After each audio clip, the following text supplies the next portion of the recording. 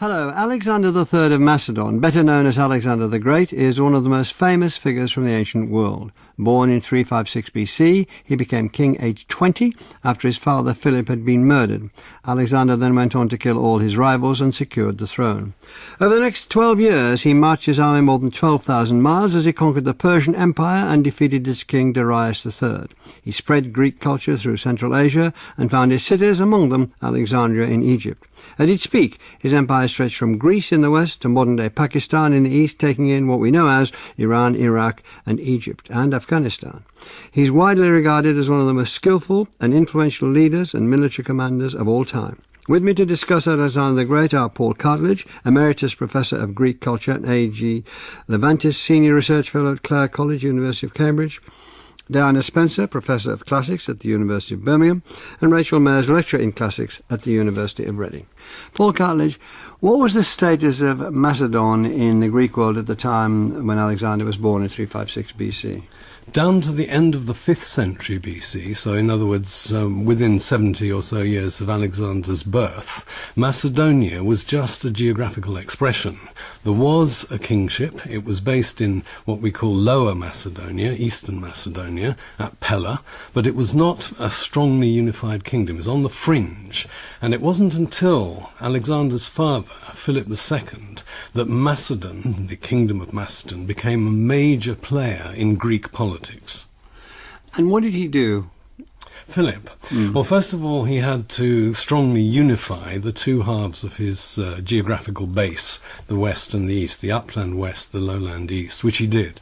Having done that, having introduced, I'm being very brief here, major military reforms, having got the barons, as we like to call them, of upland Macedonia on his side, he then had huge ambitions, first to conquer, to become the dominant power in what we call Old Greece, that is the southern Balkan Peninsula and some of the Aegean area as well. With a view to, now, this is where historians start to disagree, did he always have in mind, was he aiming towards the big project, which was an Asiatic campaign against Persia, the great Oriental power, as it had been for 200 years, or did that come to him fairly late on in his thinking? Alexander's family back. His mother, can you tell us about his mother? He's one of the 7 wives of Philip. Yes, Philip. Now this is we're going to talk later, I'm sure, about how Greek were the Macedonians, or how typically Greek. Well, in my opinion, they're certainly Greek. But they had practices which are not common, and one of them was not monogamy amongst the royal family. Greeks were typically monogamous, and they used that to distinguish themselves from non-Greeks, who are not necessarily monogamous. Philip was said to have fought his campaigns by marriages, one of the historians of Philip, a biographer of Philip. And in all, as you rightly say, he had 7. Now, whether they were all formally married as wives, that's an issue. But the mother of Alexander, Olympias we normally say, she came from Epirus to the west, and she was his either 3rd or 4th spouse in some sense, but crucially, she produced the first male heir, and that's Alexander the Great.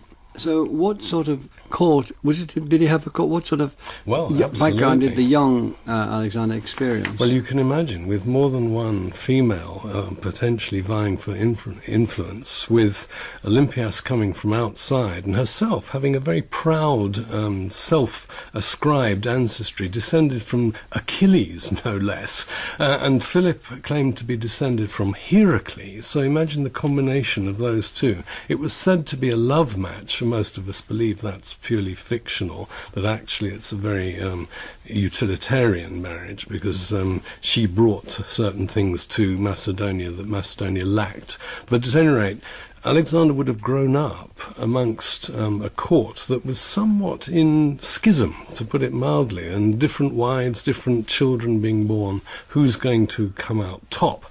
And you mentioned that Philip was assassinated. Well, it's no secret that Olympias and Alexander too were implicated. In other words, there were sources that believed that they had a hand in Philip's assassination. Rachel Mayers, can we take the childhood of Alexander a bit further? How would he have been educated at the time? In what would he have been educated? And so on. Well, Alexander, in a lot of ways, had the best education money could buy at that time. His tutor, from probably around the age of 13, was famously the renowned philosopher Aristotle, who was a pupil of Plato in Athens, but who was also of a Macedonian background himself. He was from a city called Stagera, which had been overrun and partially destroyed by Philip. And its population sold into slavery. So Aristotle is supposed to, in return for his tutorship of Alexander, received benefits and preferential treatment for his own home city as well. Alexander was brought up and educated with a very close group of young, noble Macedonian friends and companions of the same age. And we find among these figures who would subsequently go on to be very important in the history of Alexander's campaigns, such as Ptolemy, who later became king of Egypt, and Hephaestion, who was Alexander's closest friend and companion. What Alexander got from Aristotle and from his general tutorship as a young man was a very strong sense of the cornerstones of a Greek cultured education. So he was trained in philosophy, and he also, naturally, like all good educated Greeks, knew his Homer very well. And the story of the Iliad was very important to him on his campaigns. He's supposed to have slept with a copy of part of the Iliad under his pillow, as the story goes, and he developed a very strong association with Achilles. And as Paul has already said, he can trace his descent to Achilles and Heracles, notionally. Well, Alexander's Achilles identification is very strong. On his campaigns, he visits the site of the city of Troy, and this is something which he perceives a very, very strong identification with. Having Aristotle as a tutor is beguiling. Can you tell us what sort of influence he had on the way he behaved and acted for the rest of his life? Well, there's the question, really. One might like to think that Aristotle has a great opportunity here, that he could shape a young Macedonian nobleman, someone from traditionally the fringes of the civilized, I'm doing scare quotes, Greek world, into an ideal ruler. It's not quite that way, but Aristotle and the philosophical training that he gives Alexander is very influential in the way that he conducts himself in his relationship with Greek states as well. The story goes that when he visited the Greek city of Corinth, he went looking for the famous Cynic philosopher Diogenes, who lived at Corinth. And Diogenes was not a philosopher in Aristotle's mode. He wasn't very social. He didn't work with a philosophical school. He detached himself from what would have been considered civilized Greek society and lived in a barrel outside the city walls. And the story goes that Alexander went and sought out the great philosopher so that he could pay respect to him, and asked Diogenes if there was anything he could do for him. And Diogenes' reply to the great conqueror is, "Yes, could you please step to one side, you're blocking the sun." Can you tell us about the tension there had been? Let's say Alexander is in his teens now, but even before then, between Greece and Persia, before Alexander then come to his time. This is something that goes really as far back as you would care to trace it. The famous Greek historian, the father of history, as it were, Herodotus, writing in the 5th century BC, sets out to trace the origins of tension between what he refers to as Greece and Asia. And Herodotus takes this back, even in the 5th century BC, very, very far into the remote past. He says this is something that can be traced back to the time of the Trojan War, tension between the Aegean world and places to the east. We're not really in a position to verify how much of this legend is factually accurate in any way, but what we do know a lot about in the 5th century BC are the wars which broke out between the Persian Empire, which was controlling most of what's the modern Middle East, and also most of present-day Turkey, and the Greek states, which are not just in mainland Greece, but were in the greater Greek-speaking and settled world, which includes a lot of the western coast of modern-day Turkey. The Persian Empire was expansionist. It took control of a lot of these Greek states in western Anatolia. And in the 5th century BC, Persian armies advance increasingly far into mainland Greece itself. Now, I'm sure listeners may have heard of famous battles such as Marathon, also Thermopylae. This is the kind of degree of threat that Persia poses to Greece. It's something that Greek states have worked very, very hard to fight off, the Persian threat. And this is really where Alexander's movements into the east enable him to cast himself as the avenger of Greece against Persia. Diana Spencer, how did Alexander come to power? We've talked about how his father Philip had many wives. One of the marriages, or relationships at least, with a woman called Cleopatra proved particularly insulting to Alexander and his mother Olympias. And one of our sources, Plutarch, actually talks in very vivid, exciting detail about the sense of wounded pride, but also political kind of cataclysm that this. Why is that? Well, it seems as if there was a real sense in perhaps Alexander and his mother's mind that they were not of pure Macedonian descent. Alexander and his mother. Alexander and his mother. His mother comes from Epirus, as Paul mentioned. So Alexander, although Philip is his father, and of course a good Macedonian background, he's not entirely Macedonian. Cleopatra is a Macedonian new queen, potentially, who of course could become a rallying point for some of the more disaffected nobles in those various political factions that we mentioned. So she was a threat to his, sorry, excuse me. No. She was a threat to his succession. Yes, I think that's clearly the bottom line, and I think some of the later historians have wanted to embroider this with a kind of psychological perspective, perhaps. But I think the political fact is it looks as though this could be a moment when a new male heir who could be characterised as purely Macedonian, might be on the cards.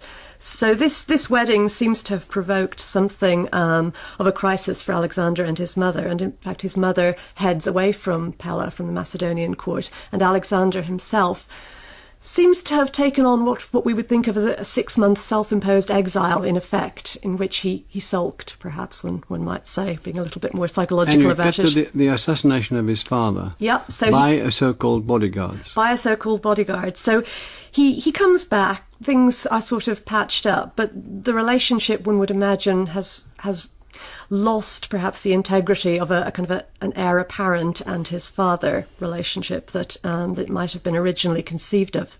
When Cleopatra's daughter is getting married, so she's being married in Epirus, Philip goes to the wedding.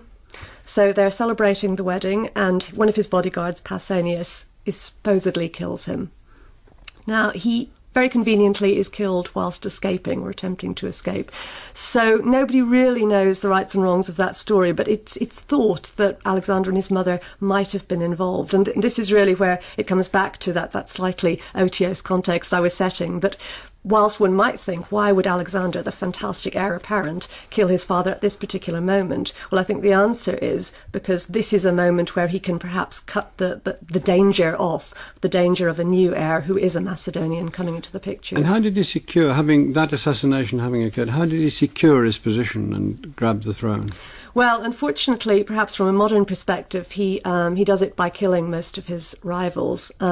He did spare his half-brother, Philip Aridaeus, but all of the rest of the potential threats, cousins and half-siblings, are all executed, some rather gruesomely, in fact. Quite early on, he seems to have decided that he would invade the Persian Empire. Do we know anything about, in this hazy evidence world that he lives in, do we have any notion of when that might have happened or why that might have happened to this 20-year-old?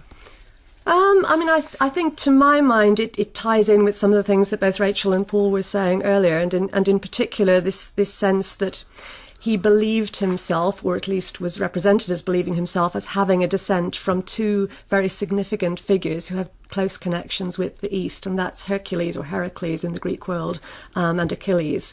And both of those figures, I think, playing a significant part in his very Greek education under Aristotle, are likely to have in some way formed a self-conception for him that there could be a civilizing mission, a mission for somebody who's more than a military figure. Paul, before you Please, sir. I'm just going to add that Philip was assassinated having already formed an organisation in Greece, the first objective of which was to appoint him to lead this Pan-Hellenic expedition, as Rachel said, of revenge. And so therefore, if Alexander, as I believe, was not part of Philip's plans, well, what you've just been talking about, him fulfilling the desire to emulate Achilles, he just wouldn't have been in Asia. Yeah. And so I think that's another quite powerful reason why he might have thought, it wouldn't be a bad thing if Philip was got out of the way so that I could lead this expedition, which, by the way, had already started by the time Philip was assassinated. And he sets off on this, becomes legendary, we can use that word with authority on this in this occasion, march across. And one of his greatest feats, we're told, was the capture of Tyre. The Phoenician city of Tyre. Can you tell us about that, Paul? Well, you mentioned at the beginning that he is most famous probably for being one of the absolutely five-star or multi-star generals of the whole world. I mean, not just ancient Greece. He's up there with probably Napoleon, perhaps Genghis Khan. There are hardly any others who have his record of no defeats. And so he seems to have been one of the absolutely extraordinary people, and one of his talents as a general was to adapt to different situations. So he didn't just win pitched battles, which is tough enough, but he also captured mountain fortresses up many thousands of feet in the snow, etc., etc. Now, the Tyre siege is, I think, his most interesting siege. It's particularly brutal. He's fighting here the Phoenicians, who live in what's now Lebanon, or what's left of Lebanon, and they performed the role of being the navy of the Persian Empire. So he takes a very odd decision to fight the enemy's fleet by land. He dismisses his own ships. In other words, he's going to take successively their bases, and he has to take them by land. Well, unfortunately for him, Tyre, ancient Tyre, was on an island. So in order to even reach this fortified island city, he has to build a huge causeway, and it's the basis today of the fact that ancient Tyre is linked to the mainland, because it's that causeway which links to the mainland. So it took him 7 months. These were fiercely resistant, and it involved developing all sorts of new kinds of weaponry and defence against weaponry, etc., etc. But to me the key thing is this, that before the siege finally concluded, a number of Phoenician rulers of other cities than Tyre deserted the Phoenicians and therefore deserted the Persian Empire and came over to Alexander. They recognized that here was a force. Alexander was, well, as they often called him in Greece, invincible.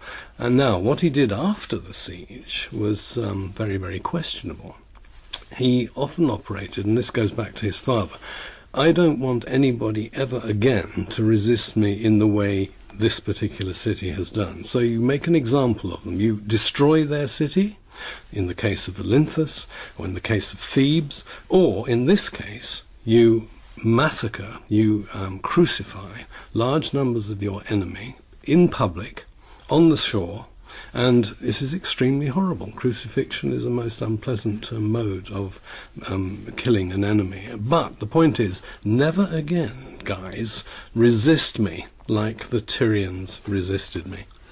Rachel Mayers, how was the Persian Empire governed, and was it prepared for this invasion? The Persian Empire is, well, as the name suggests, it's ruled by an emperor who is of Persian descent and whose home base really is around Persepolis in southwestern present-day Iran. But the empire is made up of a huge number of different ethnic groups speaking their own languages with their own religions in different provinces, everywhere from Egypt in the west through to present-day Uzbekistan in the northeast and present-day Pakistan in the southeast as well. So it's an area that doesn't necessarily have a lot culturally linking it together. Now, the Persians do have a very efficient administration, which is run in the Aramaic language.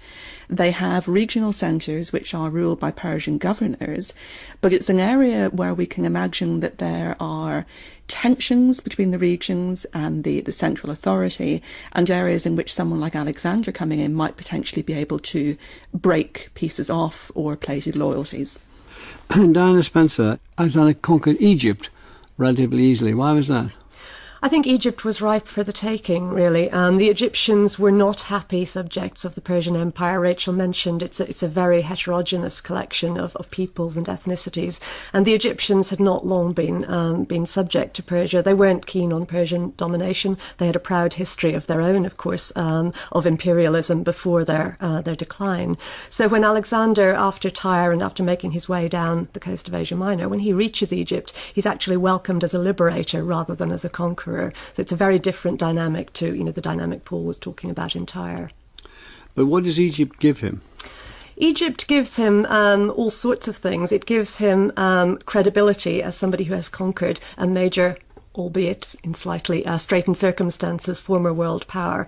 It gives him a kind of a cultural boost because, of course, Egypt is famously a very deeply cultured civilization, very wealthy civilization. So it gives him access to a new sort of source of supplies, so a new way of having a supply base that isn't requiring him to send back to Greece. And of course the Romans later were going to find Egypt had a very similar sort of focus for their imperialism.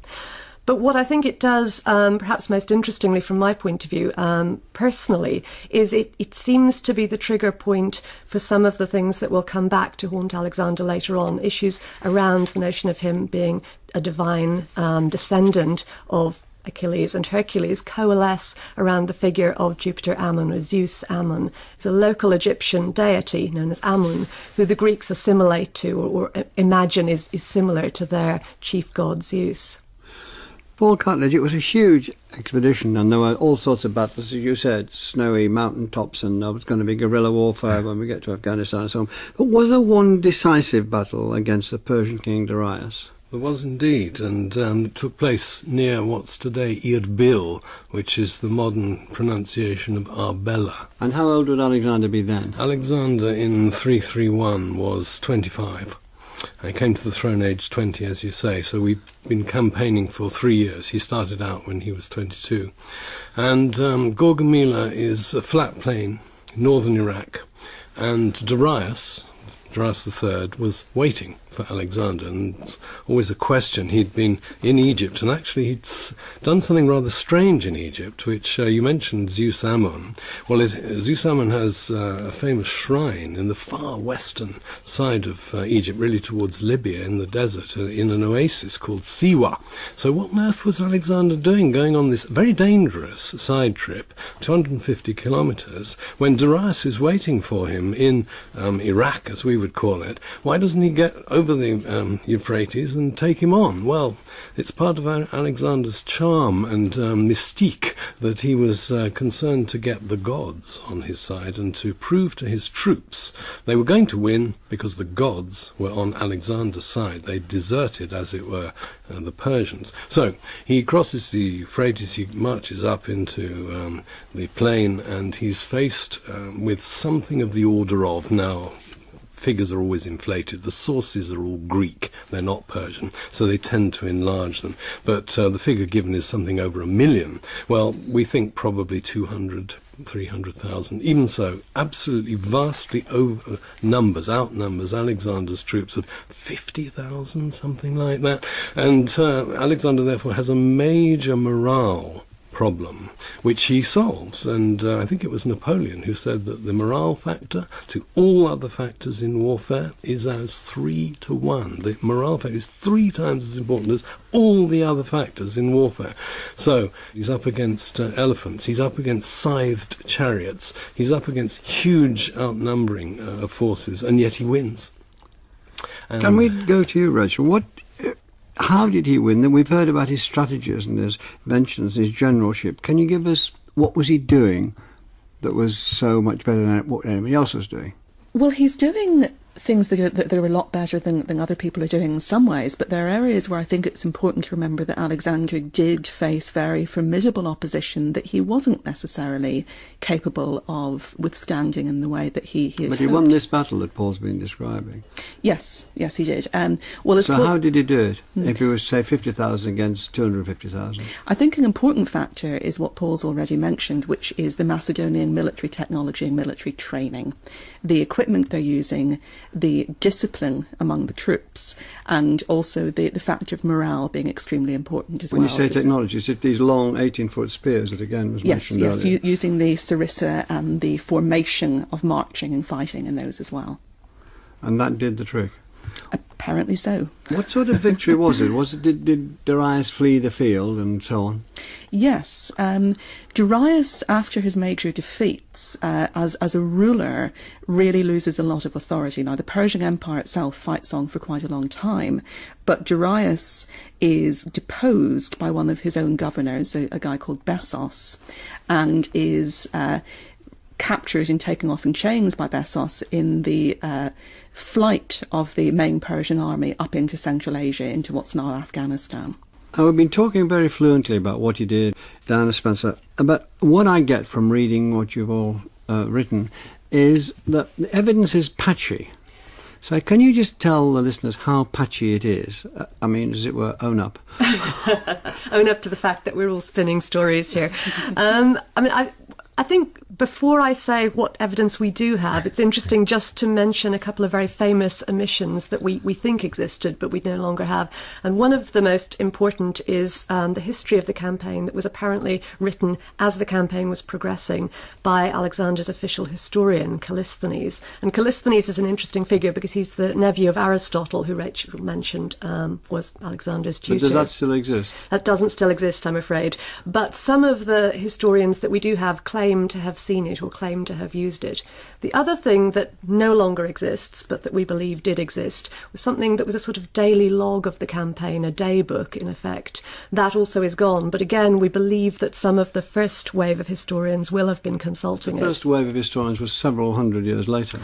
Well, the very first wave of historians may actually have been very close to Alexander, so men such as Ptolemy, for example. So Ptolemy, who goes on to become king of Egypt, making his capital in Alexandria. But we have records from him, do we? We don't actually have records from him. I know, this is starting to get terrible, isn't it? But yep. what we understand to be Ptolemy's history is most clearly represented in the history of Arrian. Which is when? And Arrian is writing in the 200s AD. So that's 300 or 400 years later, as I suggested. Well, late first, early second, yes. So how bad does it get, Paul?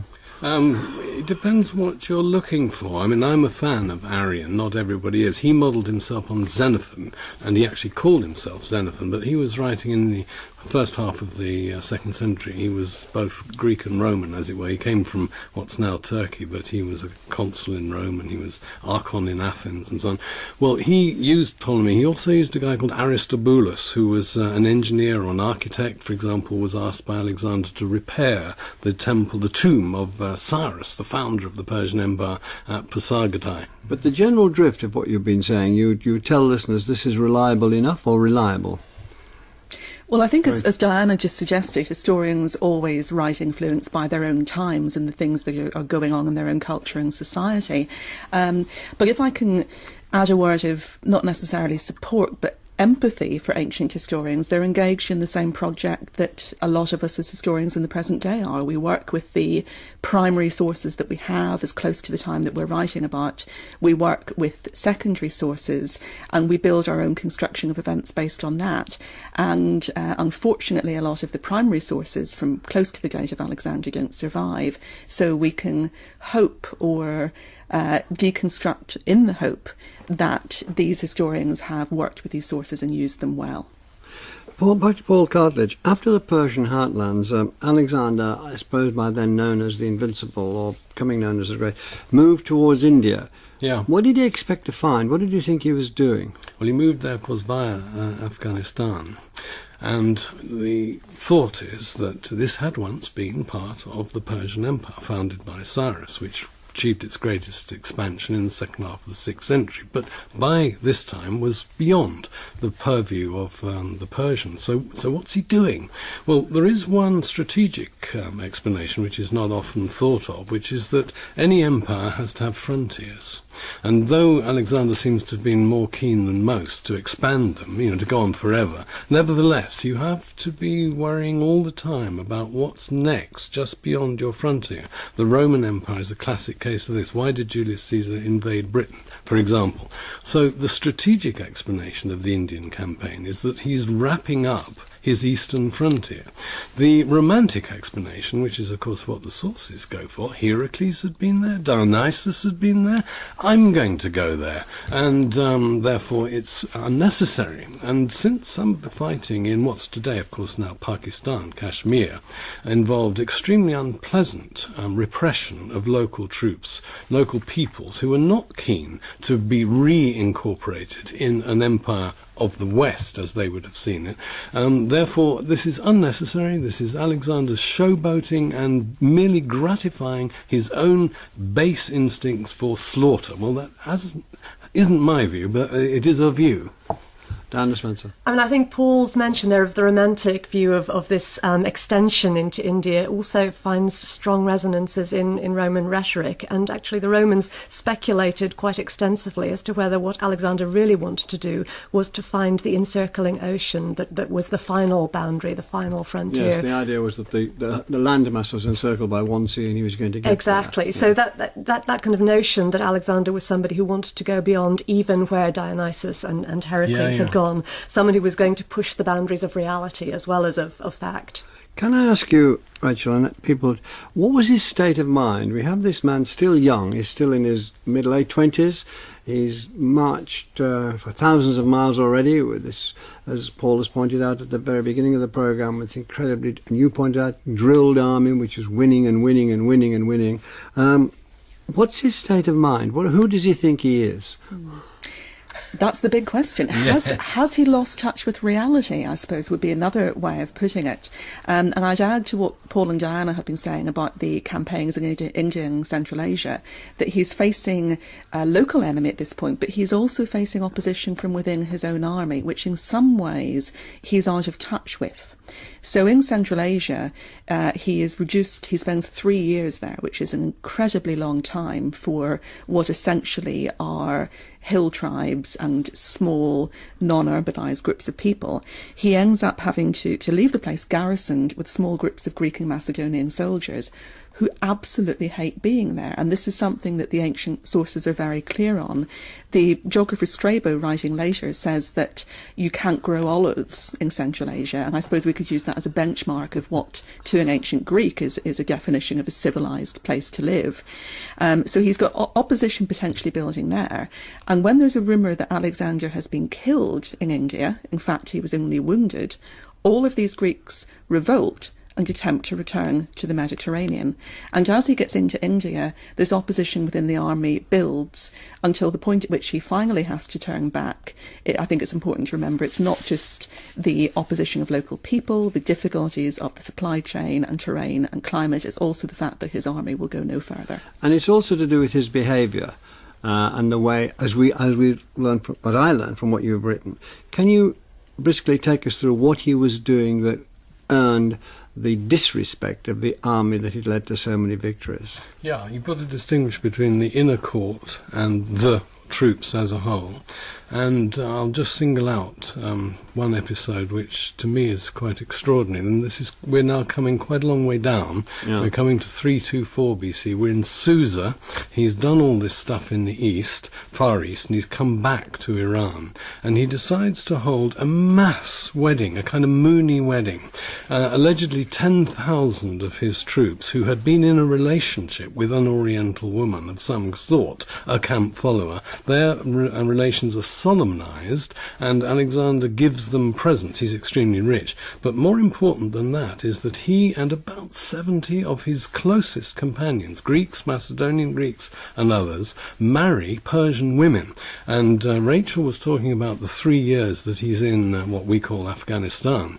Well, one of the things that happened there was extraordinarily important and very odd. He marries a Bactrian woman called, of course, Roxana today, and this is his first of 3 wives. His next 2 wives are Persians, high-ranking Iranian royal women. He never marries a Greek woman. He marries consecutively and at the same time 3 Oriental women, and he has this mass wedding ceremony. What's going on?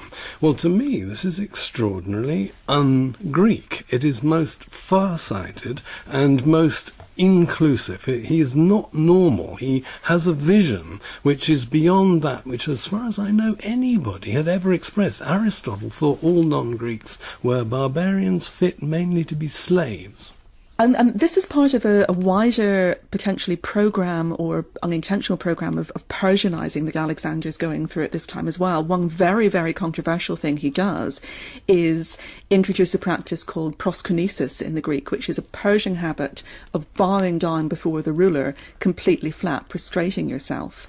Now, good democratic or semi-democratic Greeks, this is something that's completely revolting to them, and it's very, very controversial for Alexander to do this. And in fact, there is a strain in modern historiography that suggests that Alexander is not just the first ruler of a new Hellenistic Greek Middle East, he's also the last ruler of the Persian Empire in the old style as well, maintaining many of their traditions. Now, there's also tales in your notes about him becoming a tremendous drunk and even killing one of his best friends at a dinner party because he was drunk. What evidence do you have, and how does that play in, Diana? Well, I think, there is almost no evidence apart from our Roman historians, in effect. But I think what we're seeing with these stories of increasingly drunken rages or eccentric, aberrant behaviour, if they're true, we're seeing instances really of what Paul and Rachel have just been talking about, this sense that as the 320s were going on, Alexander was turning into something other than a Macedonian ruler. So we could start with the plot that supposedly was happening early-ish in the 320s, which one of Alexander's inner circle, a general called Philotas, supposedly knew about but didn't tell him about, and obviously decided to hedge his bets, stay on the sidelines, perhaps. Alexander finds out about the plot and has Philotas executed, tried and executed. He then had to have Philotas' father, another very senior general in the team, Parmenion, executed, because, of course, you couldn't allow the father to stay alive when the son has been executed for treason. So that starts a kind of a process of distancing Alexander from his core team that Paul was talking about. And this starts to become increasingly evident when we see stories like the one you just mentioned of Clytus. Clytus, a very old family friend, in effect, someone who was related to the nurse that brought him up as a child. Clytus has been with him all the way through the campaigns, and Clytus is, in the sources, a plain speaker. He's somebody from the old country who believes that he needs to give Alexander a word or two to tell him where he's going wrong. Unfortunately, he chooses a banquet at which a lot of drink has been taken in order to make this point, and he says, Alexander, you need to get back a hold of yourself. You're becoming a Persian. You're no longer one of us. Alexander is incensed, and he actually stabs him with a spear and kills him. That's part of the banquet. And then Alexander himself is killed. Is it assassination, Paul, or what is it? Yes, well, this is the million-dollar question. Did he die of natural causes, that is, say, malaria as a result of lots of wounds and an infection, or was it a plot amongst his inner circle? Was he poisoned? I think the jury is out. Maybe my friends have very strong views, but I think probably on the whole more likely is that he died of natural causes, in the sense they're partly self-inflicted, that's to say the terrible wounds that he had suffered front, back, everywhere, and he was weak by the time that this infection seized upon him, and it was deadly. He'd nearly died several times before. But he turned back, but instead of going back the easy way, he went back by as difficult a way as he could manage. What did he do that for, Paul? Well, you're quite right. This is part of the showboating in India. This supports the view that the Indian campaign was merely showboating, and therefore to choose the more difficult way rather than the easy way back along the Makran, along the Persian Gulf, where there wasn't any water and where it's desert conditions and so on. Well, that was just crazy, and a lot of his troops died. But I I've no more comment than that he could have argued that he wanted to link up with his fleet. One of his oldest friends was educated with him as a youth. Niarchos was a Greek from Crete, and he was in charge of the navy, and so you could argue that the navy and the army should keep in sync. There are rational arguments you can make as well as irrational. When he died at 32, 33? 32, nearly 33. When he died at 32, what was thought of him? What was his reputation? Paul said invincible, he became known as the Great. Do we have sources which are accurate enough to tell us what people thought of him at that time? I think the really telling thing Rachel. is what happens to Alexander's body after his death. There is a notion that he dies in Babylon, and there's a notion that the appropriate thing would be for his body, his funeral cortege, to go to Macedonia for him to be buried with his ancestors. What happens is that very quickly after Alexander's death, his generals parcel up temporary control of the empire between them, and Ptolemy, one of Alexander's closest companions from childhood, gets Egypt. Now, Ptolemy has long-term ambitions in Egypt. He does end up founding a dynasty which concludes with the famous Cleopatra. And what Ptolemy does is hijacks Alexander's funeral cortege and brings the body to Alexander's city of Alexandria in northern Egypt, where it's set up and gives legitimacy to his dynasty. So whatever people may have thought about him on a personal level, he's a very important source of legitimacy for the rulers who follow him. I think it's also interesting to note that as Rome starts to expand into what was Alexander's territories in the Mediterranean, the Greek historian Polybius, attempting to explain, what has happened, what is this new power doing in the Mediterranean world, that Polybius uses Alexander as a kind of an example or a comparative for what the Roman impact on the Mediterranean could become. So we can see even fairly soon after Alexander's death, he's becoming a model for successive modes of imperialism. And in the Egypt that Ptolemy was ruling, and the Ptolemies ruled, developed we call it the Alexander Romance, which has meant that Alexander features in something like 70-plus national literatures, including, for example, Chaucer and Shakespeare. And I was very sorry he was cut out from the current version of Hamlet, the Barbican. But this romance means that in art and in literature, Alexander performs all sorts of roles. He's a terrific knight in the Middle Ages. He's an explorer.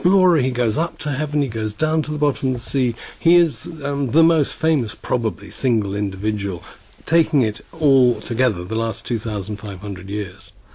Well, thank you all very much. Thank you, Paul Cartledge, Dinah Spencer and Rachel Maz.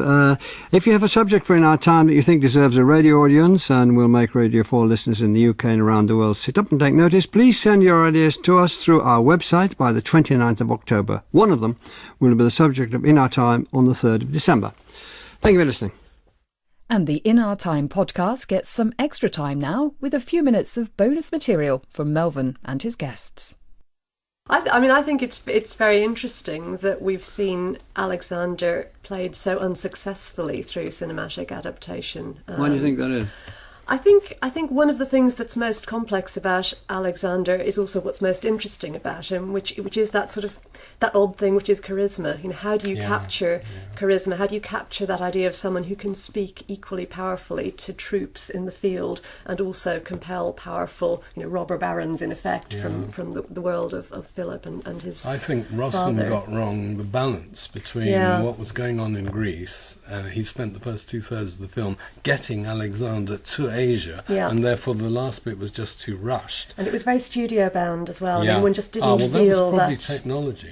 I'm Whereas sure it was technology. Oliver Stone in the early 2000s, he has the possibility to do everything. He can stage pitched battles, and he staged 2. He goes over to Asia. He has Babylon, all that stuff. But he couldn't, I think, I met Oliver and I asked him about this, but he couldn't make up his mind whether Alexander was to be admired as a great hero or to be empathised with as a troubled person who wasn't quite happy killing lots of people, but he was very sensitive and he had this wonderful relationship with Hephaestion, and he wasn't, in other words, the brutal conqueror, which I think most of my colleagues, you may be exceptions, but most of my colleagues now, I think, take a very negative view of Alexander, partly because we're not wildly keen on imperialism these days. You know, we just don't have that empathetic view that it's okay in itself to wish to rule lots and lots of other people. What do your students think? Well, some of them begin the term by talking about Alexander in the terms of the greatest conqueror the world has ever seen. And once I've explained that we don't use that phrase, we Why did you use it? Well, because it doesn't ask any questions. It's completely unnuanced. It starts with an assumption, and it also starts with the idea that this is in some way a competition. That, you know, there is a greatest and a second greatest and a third greatest and so forth. And I think Alexander is a wonderful teaching tool in a lot of ways, because he's so complex and nuanced.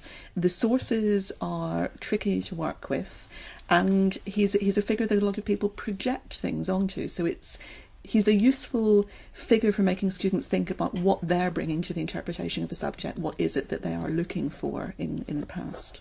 I mean, I think you're spot on, actually, Rachel, in that idea that we have always, I say we, you know, people have always projected their own fears, anxieties, desires onto Alexander. And I think that's in part because of all of the things that we've been saying in a way over the last sort of hour or so, which is that he was a radically different brand of leader, even in his own time. And I think that has really percolated to us through other radical brands of imperialism, which have picked up on the notion of a charismatic central figure who is at the same time kind of one of the people. And the Romans pick up on that very vividly. But other popular imperializing movements, or movements that started as popular anyway, Napoleon, I think Paul mentioned earlier. Egypt, of course, you know, picks up on Alexander very vividly. And again, there's that kind of issue of someone who starts off one of the people, part of a revolutionary movement, but becomes an establishment figure to be tilted at. This dissolute figure that comes out, is there much evidence for that? Was he? I mean, I can see him becoming a Persian potentate because he wants to, a tyrant. And I think Paul explained that very well, that he's going beyond what had gone before. But the idea of being a sort of drunk at a party and murdering his best friend, you think, did that really well? What evidence is for that murder of his good friend? I don't think we have any direct evidence. What we have evidence through is the works of someone like Arrian, as Paul was mentioning. I mean, it wouldn't be possible to make that up. Because Clytus was, as you said, so closely involved, and actually he saved Alexander's life at the first battle of the Granicus. And there is an established Macedonian tradition of getting very drunk at parties, so that bit's not surprising. Is that Macedonian? Is that where it comes from? Do we owe it to Macedonia? Yes, I think we can blame the Macedonians. But I think there's also the issue that, you know, you're on campaign, there are probably issues with water and with availability of water, but you're carrying wine with you. So you actually potentially are more likely to get high quicker. You'd have no potential to necessarily to mix your wine in the way that you would expect as a Greek. So I think, you know, there might have been, I suppose, functional reasons why there was more drinking going on, even over and above Macedonian cultural practices. Well, Victoria comes in, the producer, Can I offer you tea and coffee?